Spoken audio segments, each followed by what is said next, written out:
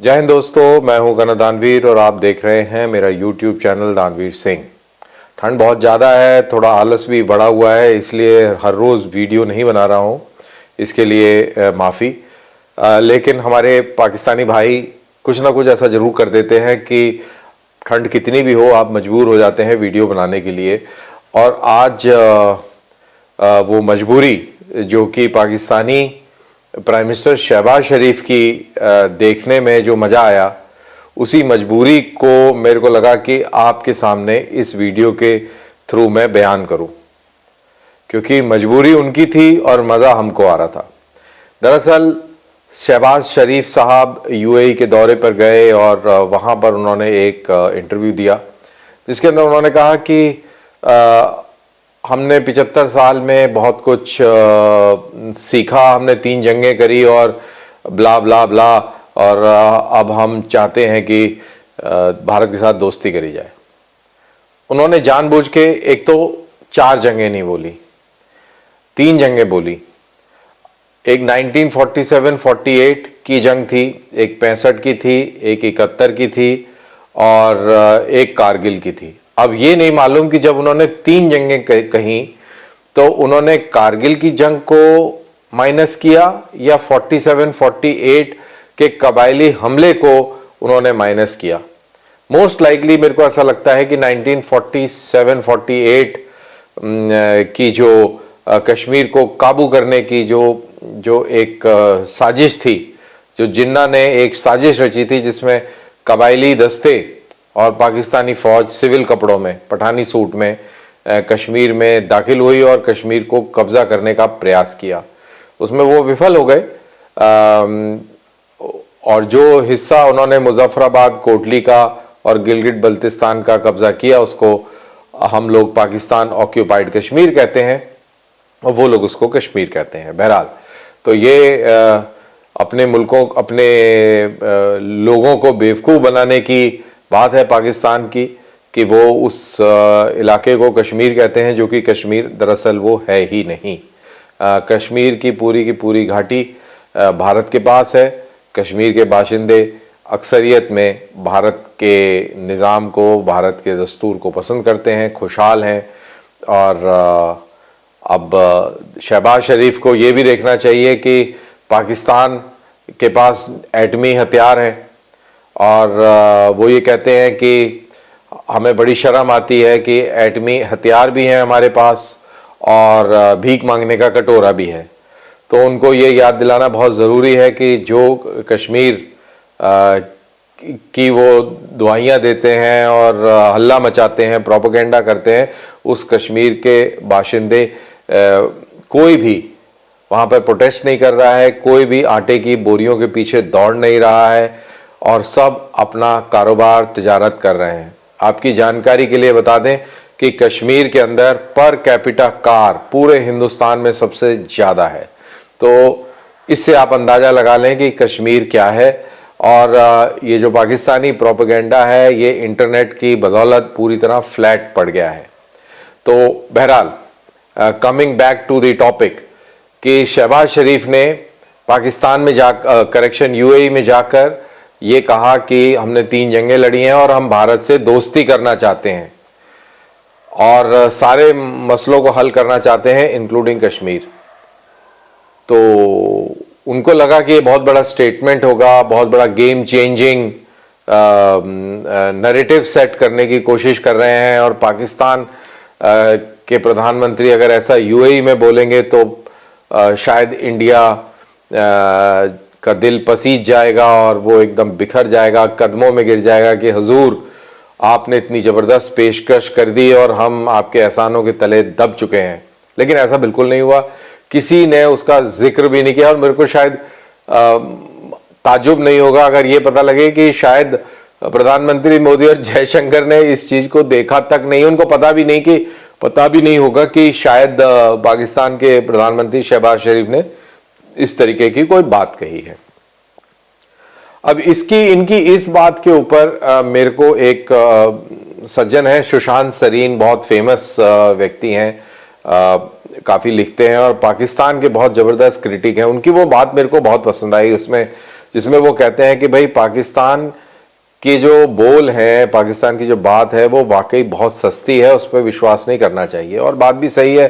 पाकिस्तान का इतिहास देखें, माजी में हम कितने सारे बयान देखें कि बोलता कुछ है करता कुछ है, और बदमाशियों से बाज नहीं आता, और जब मौका लगे तब आपकी पीठ में खंजर भोंक देता है। तो ये उसकी कल्चरल एथॉस है, ये उसकी जो वहाँ पे जो माहौल है उसका एक दर्शन है। अब सुशांत शरीफ आगे ये भी कहते हैं कि कभी भी ऐसी बातों में आकर और बेवकूफ़ नहीं बनना है। ये इनकी ऐसी चिकनी चुपड़ी बातें ये करते हैं, और हम पहले कई बार हमने इन बातों को बड़े सीरियसली लिया है, और एंड में धोखा हम ही को हुआ है। तो ये हमको नहीं लेनी चाहिए सीरियस, और मेरे ख्याल से मैं सुशांत सरीन जी से 100% सहमत हूँ। और ना ही हमें सीरियस लेनी चाहिए, और ना ही शायद कोई सीरियस ले भी रहा है।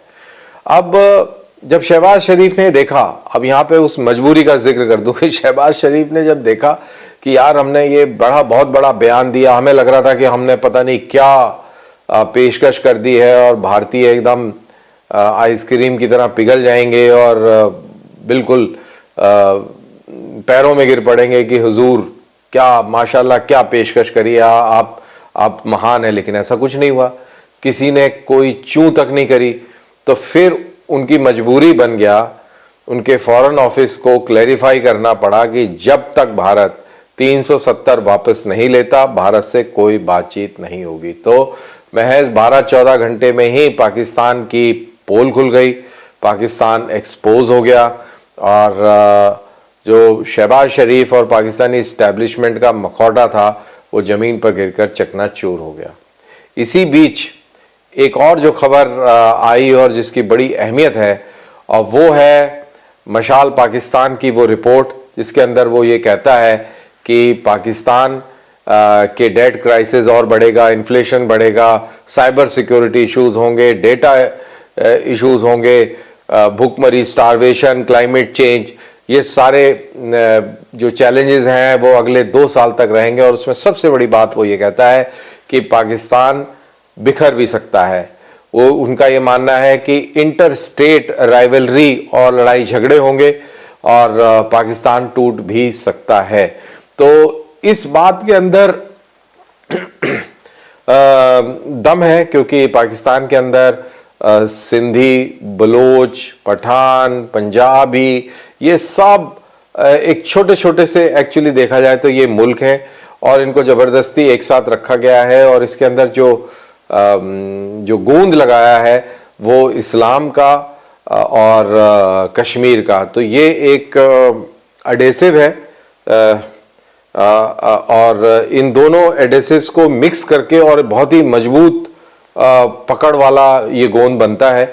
एक इस्लाम है और एक कश्मीर है, इन दोनों को अच्छी तरह मिला के और लोगों को दिया जाता है, इन सूबों के बीच में लगाया जाता है, और ये सारे सूबे फिर जुड़े रहते हैं, और इसीलिए पाकिस्तान अभी तक बचा हुआ है। अब इन लोगों को बहुत टेंशन है कि यार ये कश्मीर अगर हाथ से निकल गया, अगर इसकी बात ही ना कोई करेगा, तो हमारा ये जो ग्लू है ये कमज़ोर पड़ जाएगा। तो सबसे पहले ये कश्मीर ही इनको ले डूब रहा है, क्योंकि इन्होंने इतना हाइप अप करके रखा, इतना गाड़ी को 6th गियर, टॉप गियर में चला के रखा। अब इनको भी एहसास हो रहा है कि दुनिया को बेवकूफ़ बहुत बना लिया बॉस, अब नहीं बना सकते। कश्मीरियों को भी बेवकूफ़ बनाया, कश्मीरियों को भी असलियत अच्छी तरह पता लग गई है।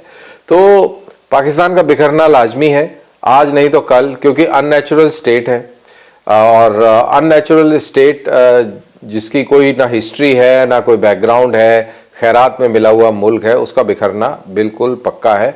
सिर्फ हमको टेंशन इस बात की रहनी चाहिए कि पाकिस्तान के न्यूक्लियर हथियार कहाँ जाते हैं, उनका कंट्रोल क्या टीटीपी के पास होगा या क्या होगा। पाकिस्तान की फ़ौज में अफरा तफरी मचेगी, क्योंकि वहाँ पर तनख्वाहें नहीं मिल रही हैं, 3-3 महीने का गैप पड़ रहा है। फंडामेंटलिज्म और इस्लामिस्ट फोर्सेस चरम पर हैं, और कंट्री स्पेशली पंजाब के अंदर एक बहुत ज़बरदस्त फंडामेंटलिस्ट वेव चली हुई है, जिसके ऊपर राइड इमरान खान कर रहे हैं, टीटीपी उसका फ़ायदा उठा रही है और पाकिस्तान की फ़ौज के अंदर भी बहुत बड़ा तबका ऐसा है जो फंडामेंटलिस्ट और इस्लामिस्ट है। तो आगे आने वाला समय बहुत ही ब्लीक है पाकिस्तान के लिए, कर्ज़ों में डूबता जा रहा है। हमने देखा पाकिस्तान में आटे की बोरियों को हासिल करने के लिए लोग पैरों तले रौंदे गए हैं और ये चीज़ें अब पाकिस्तान में और बढ़ेंगी। जो फ्लड्स के जो इनके पास फ्लड्स आए थे उसको बेचने की इन्होंने भरपूर कोशिश करी और उसमें भी कोई ख़ास इनको फ़ायदा नहीं हुआ और कर्ज़े और थोड़े से मिल गए हैं और वो भी पता नहीं मिले हैं कि नहीं मिले हैं, लेकिन हाँ वायदे ज़रूर हो गए हैं। तो सिचुएशन बहुत गंभीर है, सिचुएशन बहुत गंभीर है और दुख लगता है उन अच्छे पाकिस्तानियों के लिए कि जो अच्छे लोग हैं उनमें से उनका भी हश्र इन बदमाशों के साथ वही होगा और वो बड़ा दुख लगता है इस बात को सोचकर। और ऐसी बात नहीं कि पाकिस्तान में अच्छे लोग नहीं है, पाकिस्तान में भी अच्छे लोग पक्का होंगे, चाहे मुआशरा कितना ही ख़राब क्यों ना हो, चाहे उनके जो बिलीफ सिस्टम है वो कितना ही नफ़रत वाला क्यों ना हो, लेकिन फिर भी कुछ ऐसे लोग ज़रूर होंगे जो अच्छे होंगे और उनके लिए थोड़ा दिल ज़रूर दुखता है कि देखिए ये हालात इस तरीके से बने हुए हैं तो अब उन बेचारों का क्या होगा। और अगर इस पूरी बात जो मैंने करी आपको अगर इसको आप निचोड़ें तो इसके पूरा निचोड़ जो है, जो पाकिस्तान की बर्बादी का जो एकमात्र रीज़न है वो है बेइंतहा कश्मीर का प्रेम। और आपको एक और चीज़ जानकर अच्छा लगेगा कि हाफिज़ सईद के जो दामाद हैं मक्की, एक आतंकवादी है, उनके डेप्टी थे लश्कर तौबा के और वो जो है उनको इंटरनेशनल टेररिस्ट घोषित कर दिया गया है। जमातुल दावा के जो हाफिज़ सईद उसके जो डेप्टी थे वो मक्की, उसको इंटरनेशनल टेररिस्ट घोषित कर दिया है यूनाइटेड नेशंस ने। चाइना ने उसके ऊपर होल्ड लगा रखा था, टेक्निकल होल्ड लगाया हुआ था। बेसिकली सुनने में आ रहा है कि पाकिस्तान के कहने पर ही ऐसा चाइना ने किया था। दरअसल ये होल्ड हटने के बाद अब पाकिस्तान के लिए एक बहुत बड़ी शर्मिंदगी का ये बायस बनता है, क्योंकि पाकिस्तान से ही टेररिस्ट निकल के आते हैं, उन्हीं के ऊपर मोहर लगती है।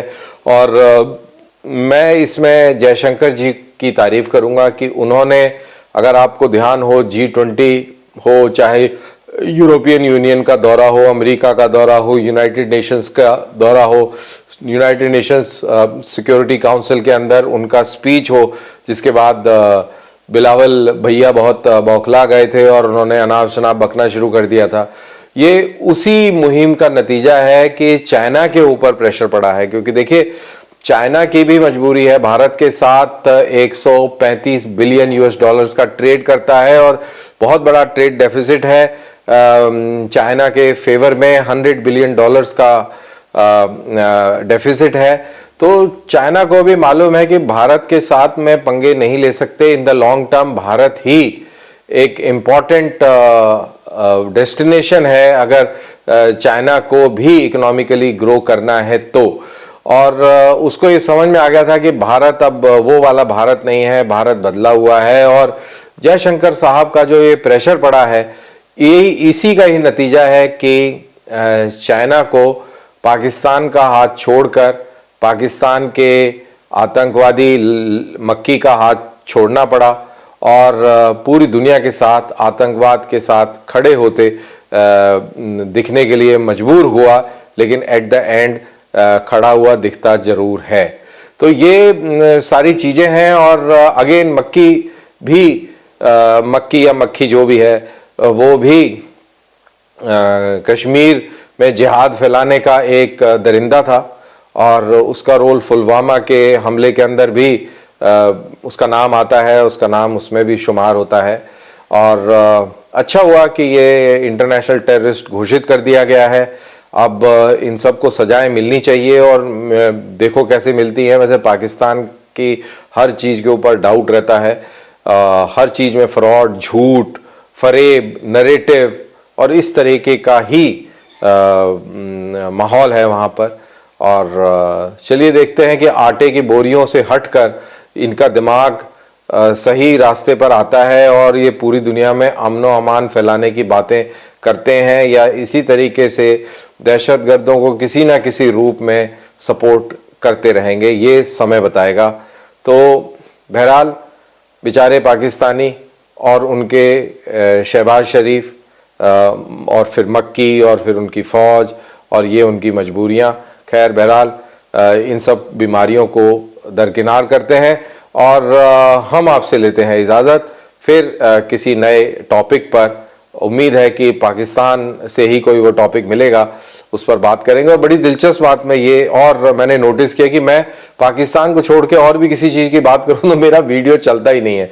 अभी पिछला वीडियो मैंने एनर्जी सिक्योरिटी के ऊपर किया और हाँ थोड़े ऑडियो इश्यूज थे उसमें, क्योंकि मेरे को इम्प्रॉम्प्टू मेरे को वो आइडिया आया जब मैं ऑटो एक्सपो देखने गया, वो चला ही नहीं। तो पाकिस्तान के वीडियो चल जाते हैं तो मेरे को लगता है कि पाकिस्तान के टॉपिक पर ही मुझे बात करते रहनी चाहिए। बहरहाल आपके कमेंट्स का इंतज़ार रहेगा। Thanks for listening and bearing me out. तो मुझे दीजिए इजाज़त। आप मेरे चैनल को लाइक कीजिए, सब्सक्राइब कीजिए। जय हिंद।